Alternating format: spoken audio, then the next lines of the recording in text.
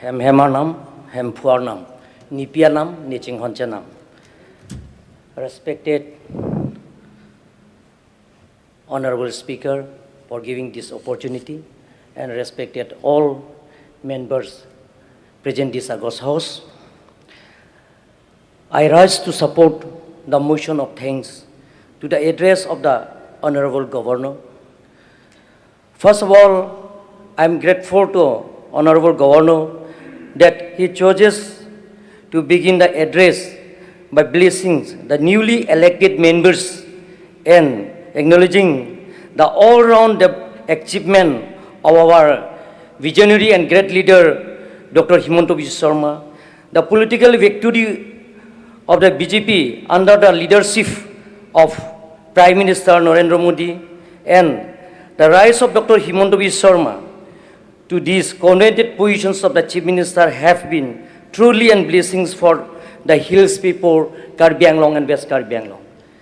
অধ্যক্ষ মহোদয়, যে উপৰোক্ত বক্তাসকলে আমাৰ ৰাজ্যপালৰ ভাষণৰ ওপৰত তেখেতসকলৰ নিজৰ নিজৰ মনত কথা গোটেইখিনি বিতংভাৱে বহলাই কৈছে।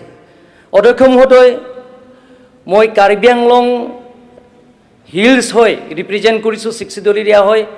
ময়ো গৱৰ্ণৰ যিবিলাকৰ তেখেতৰ ভাষণৰ পৰা মই অন্তৰৰ পৰা মই সমৰ্থন কৰিছোঁ। অধ্যক্ষ মহোদয়, মই বিশেষ নকওঁ, সেই পবিত্ৰ সদনত আমাৰ কাৰ্বি আংলঙৰ বহুত দিনৰ সমস্যা আছে, প্ৰায় 40 বছৰৰ ৰাজনীতিক সমস্যা আছে। সেই সমস্যা সমাধান কৰাৰ স্বাৰ্থত অধ্যক্ষ মহোদয় আপোনাৰ জৰিয়তে সেই সমস্যাবিলাকৰ সমাধান কৰিব পাৰিম। আৰু সেই প্ৰস্তাৱটো অধ্যক্ষ মহোদয়, যে আপুনি যেতিয়া ৰাজ্যিক সভাপতি আছিলে, তেতিয়া বৰ্তমান ৰাজ্যিক সভাপতি দিলীপ শইকীয়া সাধাৰণ সম্পাদক আছিলে। সেই সময় আপুনি PWD গেছ হাউচ আমাক মাতি কাৰ্বি আংলং, ডিমা হাছাও আৰু ৱেষ্ট কাৰ্বি আংলঙৰ ডিষ্ট্ৰিক্ট আৰু বোৰ্ড কাউন্সিলত আপুনি মাতি সেইদিনা আমি প্ৰস্তাৱ লৈছে আপোনাৰ নেতৃত্বত, যে কাৰ্বি আংলঙৰ বহুত দিনৰ আন্দোলন কৰি আহিছে, সংগ্ৰাম কৰি আহিছে, অট'নমাছ ষ্টেটৰ সমস্যা, আৰ্টিকল 244A ইমপ্লিমেণ্টেশ্যনৰ সমস্যা, সেই সমাধান কৰাৰ স্বাৰ্থত আপুনি প্ৰস্তাৱ লৈছে যে কেন্দ্ৰ চৰকাৰৰ পঠাব বা অসম ৰাজ্যিক তৰফৰ পৰা আপুনি কোনো আপত্তি নাই বুলি সেই প্ৰস্তাৱটো গ্ৰহণ কৰিছে। অধ্যক্ষ মহোদয়, আজি আপুনি চাওক, কাৰ্বি আংলঙত যদি আপুনি চায় যে অট'নমাছ ষ্টেটৰ আন্দোলনত আপোনালোকে ভুল ভাবিব নালাগে যে autonomous state mean state within the state of Assam, যে অসমৰ আমি বিভাজন নকৰোঁ। অসমৰ বৰ অসম কৰাৰ স্বাৰ্থত যে কাৰ্বি আংলঙত যে আপোনালোকে জানে যে চাৰিসীমা বহুত ডাঙৰ, bigger than Goa and Sikkim, even Tripura also. We have to tell geographical boundary 10,434 square kilometer above, sir. এইটো as per Constitution of India, Article 244A, সেইটো আমি বিচাৰিছোঁ।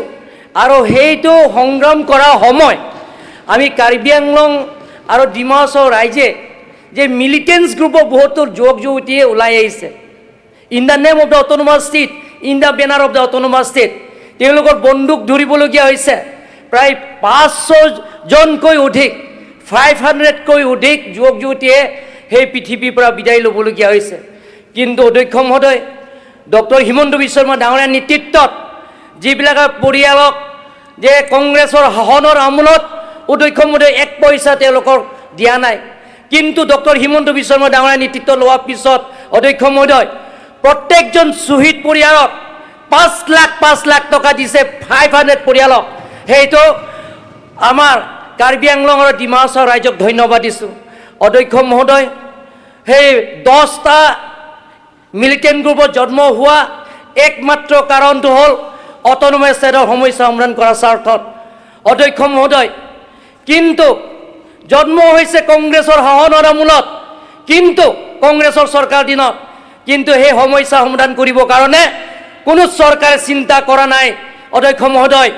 কিন্তু সেই 10টা মিলিটেণ্ট গ্ৰুপছত অমিত শ্বাহ গৃহমন্ত্ৰীয়ে সহায়ত ডক্টৰ হিমন্ত বিশ্ব শৰ্মা ডাঙৰীয়াৰ নেতৃত্বত লোৱাৰ পিছত 10টা সংগঠন লগত আলাপ আলোচনা কৰি কেন্দ্ৰ চৰকাৰ ৰাজ্য চৰকাৰৰ লগত আলাপ আলোচনা কৰি শান্তি চুক্তি কৰা হৈছে মেমৰেণ্ডাম অফ সেটেলমেণ্ট শান্তি চুক্তি কৰি এতিয়া কাৰ্বি আংলং আৰু ডিমা হাছাওৰ স্থায়ী শান্তি হৈছে অধ্যক্ষ মহোদয় আপোনাৰ নেতৃত্বতে ডক্টৰ হিমন্ত বিশ্ব শৰ্মা ডাঙৰীয়াৰ নেতৃত্বত চৰকাৰ দিনতে আমাৰ কাৰ্বি আংলং আৰু ডিমা হাছাও সমস্যাটো সমাধান কৰিব পাৰিব বুলি মই আশাবাদী সন্মানীয় সদস্যসকল আপোনালোকে সমৰ্থন কৰিব লাগিব কাৰ্বি আংলঙত প্ৰথমবাৰ ইতিহাস সেই পবিত্ৰ সদনত নিজৰ মাতৃভাষা জীয়াই ৰখাৰ স্বাৰ্থত যে ডক্টৰ হিমন্ত বিশ্ব শৰ্মা ডাঙৰীয়াই যে ইয়াত যে বিধায়কসকলৰ নিজৰ মাতৃভাষাৰ পৰা শপত লোৱা সুবিধা দিয়াটো আমাৰ যে জনজাতিসকলৰ কাৰণে এটা ইয়াত সেই পবিত্ৰ সদনত এটা ইতিহাস সন্মানীয় মই বেছি বহলাই নকওঁ অধ্যক্ষ মহোদয় যে আমি অপ্ৰক্তা বক্তা ৰিহন দৈমাৰী যিটো তেখেতে এই যে যিটো 62 এৰিয়া যিবিলাকৰ সমস্যাবিলাক তেখেতে কৈছে সেই মই সমৰ্থন কৰিছোঁ আৰু সেই গোটেইখিনি সমস্যাবিলাকৰ সমাধান কৰিব বুলি মই আশা কৰিছোঁ ধন্যবাদ অধ্যক্ষ মহোদয় থেংক ইউ এতিয়া